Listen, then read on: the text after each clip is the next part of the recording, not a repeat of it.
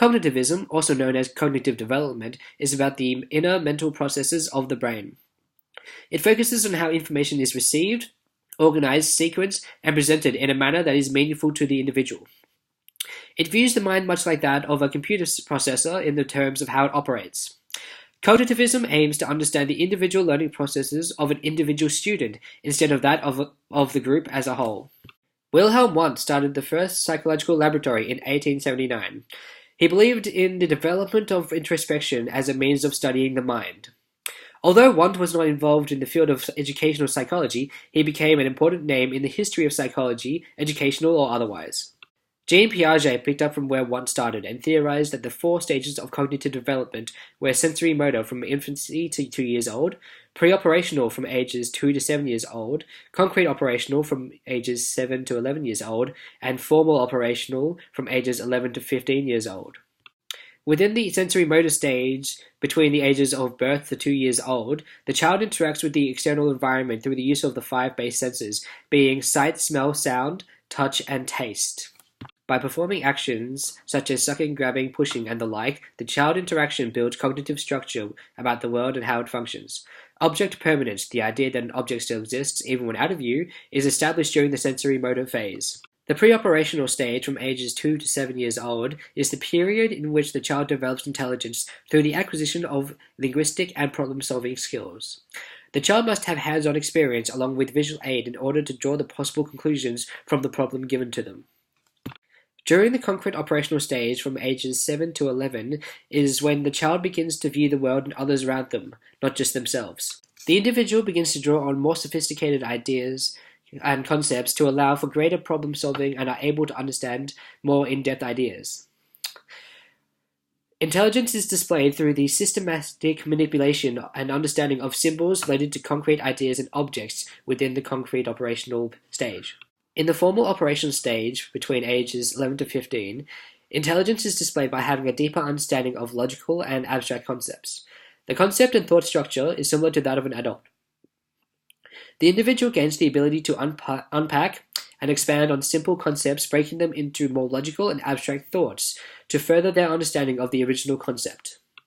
Cognitivism's memory model is similar to how Atkins and Shiffrin's multi-store model describes 3 stores: sensory memory, short-term memory, and long-term memory.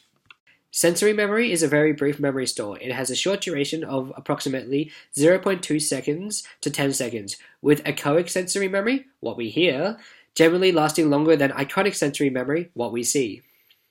It is the first stage of the multi-store model, coming before short-term memory and long-term memory in that order. Sensory memory's duration is brief but long enough for our brain to determine if incoming information is important and should be sent to short-term memory. If this information is unique, different, interesting, or relevant in some way and attracts our attention, it then gets processed into short-term memory. When sensory information is given attention, it moves into short-term memory. Short-term memory is the second stage of the multi-store model. Information can move between long-term memory and short-term memory. It has a duration of approximately 10 to 20 seconds with a capacity of 5 to 8 items. Within short-term memory, there are 3 main measures of retention: maintenance rehearsal, elaborative rehearsal, and chunking. Maintenance rehearsal involves simply repeating information over and over again, either in one's head or out loud. Elaborative rehearsal is where the original information is changed or manipulated in some way in order to link it to information already stored and encoded in long-term memory. For example, you make the new information into a story or a rhyme. Chunking is a tool that is used to improve the capacity of short-term memory, which usually contains 7 items plus or minus 2. It refers to the mental organization of stimuli in groups, allowing numerous pieces of information to be encoded at one time, or in a chunk. This is best shown with the use of phone numbers. When information has been encoded from short-term memory through the use of one of the measures of retention, it is stored in long-term memory. From long-term memory, information can then be used and retrieved in everyday life. Information in long-term memory is stored through the use of semantic networks, mental maps which group and link information based on meaning. As long-term memory appears to have no limits, we are likely to remember significant events until the day we die, as long as there is limited decay and injury. To be able to teach using the cognitivism approach, the use of the semantic network theory would be effective as it can be catered to each individual student. The semantic network theory proposes the nodes of information are stored in a hierarchy, according to particular concepts. The nodes themselves would be the titles. For example, having a main node of animals, and then sprouting from that, you'd have links, which are the lines showing the relationships between the nodes. The shorter the link, the closer the relationship. So if we had the animals as our top node, then from that we can lead to fish, dogs, and cats. From that, we can have breeds of fish, breeds of dogs, and breeds of cats. An advantage of cognitivism is that it requires lessons to be catered to the individual, which means that the individual who is doing learning will be able to learn the content effectively due to the content being catered to their style, whether it be auditory, listening, visual, viewing, or verbal, speaking. Through using semantic networks, the individual is able to categorize the information in a hierarchical flowchart which is connected through similarities with the content, thus allowing for deeper retention of the information.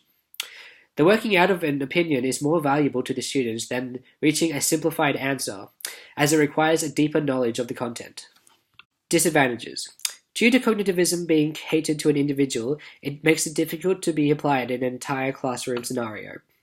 The time required to implement such a system that would cater to each individual student's learning methods would be large and require a lot of input from the educator, which we may not have.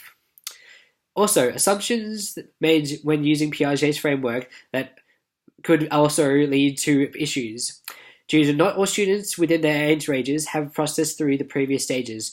Therefore, the educator must provide content to facilitate the students' learning of the stages that they have missed. Cognitivism is an effective educational tool when it is able to be catered to the individual's needs. This may apply to smaller class groups or a tutoring group, where the educator can personally interact with each individual student in the required way. However, in the classroom scene, where there are up to 25 students, cognitivism is not going to be effective to implement, due to the implications that the individual needs to be taught in their own way. To be able to implement cognitivism in the classroom scene with a class of up to 25 students, it would require a large amount of time and effort from the educator, which the educator may not have, as they have other classes as well. Therefore, given that there are up to 25 students, the educator will have to generalize the content for the class, as it would take too long to cater for each individual.